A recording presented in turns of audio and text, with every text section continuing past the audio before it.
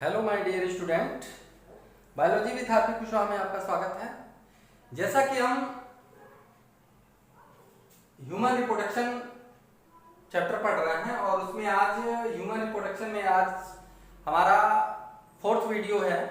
कल part 3rd में हमने जो है टेस्टिस के बारे में कुछ देखा था। आज हम देखेंगे टेस्टिस का स्ट्रक्चर ऑफ टेस्टिस, मतलब वृषण की संरचना। अगर हम एक सेक्शन काट करके टेस्टिस को देखते हैं तो वो कैसा दिखाई देता है। तो अगर हम टेस्टिस को एक सेक्शन काटते हैं तो सबसे पहले, जैसे हम यहां समझते हैं, सर्वप्रथम ये जो सबसे बाहर की तरफ एक लेयर ये बना हुआ है, इसको हम कहते हैं स्कॉटम। क्या, जैसा कि आपको पता है ये क्या है, स्कॉटम है। इसको हम कहते हैं स्कॉटम, जिसमें टेस्टिस हमारा क्या होता है, इनक्लोज होता है। और ये हमारा क्या है, पूरा ये टेस्टिस का टेस्टिस है। और ये बीच में जो क्या है, एक लिक्विड होता है जिसको हम, इसमें ये भरा होता है लिक्विड टाइप का, जिसको हम बोलते हैं हाइड्रोसील। क्या बोलते हैं, हाइड्रोसील। क्या बोलते हैं इसको, हाइड्रोसील कहते हैं। अब इस टेस्टिस के यहां से अंदर की तरफ 3 लेयर होते हैं। कितने लेयर होते हैं, 3 लेयर होते हैं। फर्स्ट लेयर, सेकेंड लेयर और थर्ड लेयर। फर्स्ट लेयर को हम कहते हैं ट्यूनिका वेजिनैलिस। इसके नाम पे मत जाइएगा, ट्यूनिका वेजिनैलिस से आप ये अंदाजा मत लगा लीजिएगा कि यह फीमेल रिप्रोडक्शन का पार्ट है, फीमेल रिप्रोडक्टिव ऑर्गन का पार्ट है, सिस्टम का। ये किसका पार्ट है, टेस्टिस का एक भाग है, जो एक लेयर है, जिसको बोलते हैं ट्यूनिका वेजिनैलिस। क्या बोलते हैं, ट्यूनिका वेजिनैलिस। क्लियर है। सेकेंड लेयर जब हम आते हैं तो ये वाला सेकेंड लेयर जो है, जिसको हम कहते हैं ट्यूनिका एल्बुजिनिया। क्या बोलते हैं, ट्यूनिका एल्बुजिनिया कहते हैं। थर्ड लेयर ये है, जिसको हम कहते हैं ट्यूनिका वेस्कुलोसा। क्या बोलते हैं, तो 1, 2 और 3 लेयर होता है। अर्थात सबसे बाहर ट्यूनिका वेजिनैलिस, ट्यूनिका एल्बुजिनिया और ट्यूनिका वेस्कुलोसा।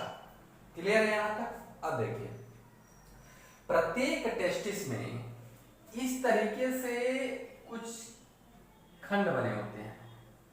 प्रत्येक टेस्टिस में ऐसे ऐसे ऐसे 250, कितने, 250 लोब पाए जाते हैं प्रत्येक टेस्टिस में। ईच टेस्टिस हैज 250 लोब्स या लोब्यूल्स, और इसको हम बोलते हैं टेस्टिक्यूलर लोब्यूल। क्या बोलते हैं, टेस्टिक्यूलर लोब्यूल कहते हैं या टेस्टिक्यूलर लोब कहते हैं। एक टेस्टिस में कितना होता है, इन वन टेस्टिस कितना होता है, in one testis 250 lobules are found, which also known as testicular lobule, जिसे हम testicular lobule भी कहते हैं या testicular lobe कहते हैं। कितने होते हैं, एक टेस्टिस में 250 होते हैं। अब देखिए, तो ये हमारा जो दिखाई दे रहा है, ये हमारा हो गया टेस्टिकुलर लोब। क्या हो गया, जो कि एक टेस्टिस में ऐसे ऐसे, एक टेस्टिस में ऐसे ऐसे 250 खंड बने होते हैं। ऐसे ऐसे कितने खंड बने होते हैं, 250 खंड बने होते हैं। अब देखिए, अब प्रत्येक खंड में, प्रत्येक टेस्टिकुलर लोब्यूल में 1 से लेके 3 छोटे छोटे ट्यूब्यूल्स बने होते हैं। ठीक है, यानी कि प्रत्येक टेस्टिक्यूलर लोब में कितने, 1 से लेके 3 ट्यूब्यूल होते हैं। क्या होते हैं, ट्यूब्यूल होते हैं।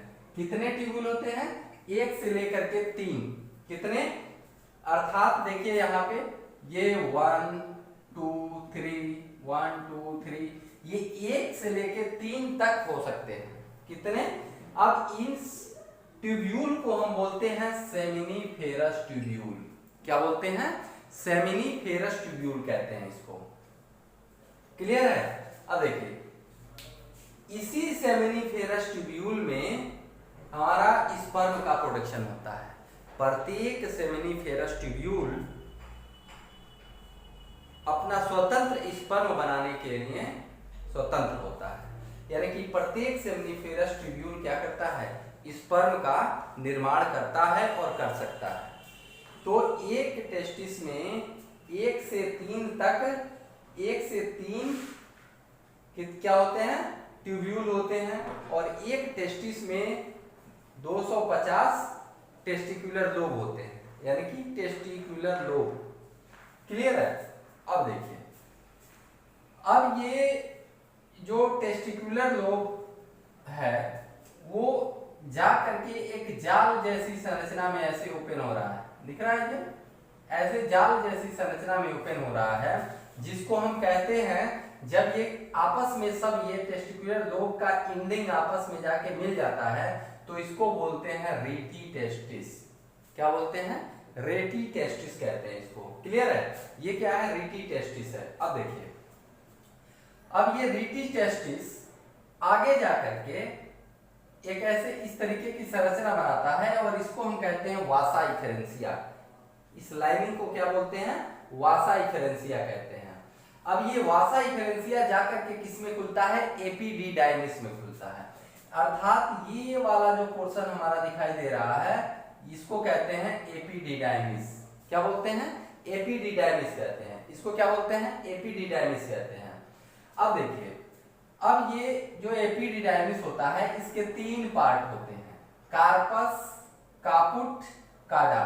ऊपर वाले पोर्शन को कार्पस, बीच वाले पोर्शन को कापुट और नीचे वाले पोर्शन को कहते हैं काडा। यानी कि एपिडिडाइमिस के 3 पार्ट होते हैं, कार्पस, कापुट और काडा। क्लियर है?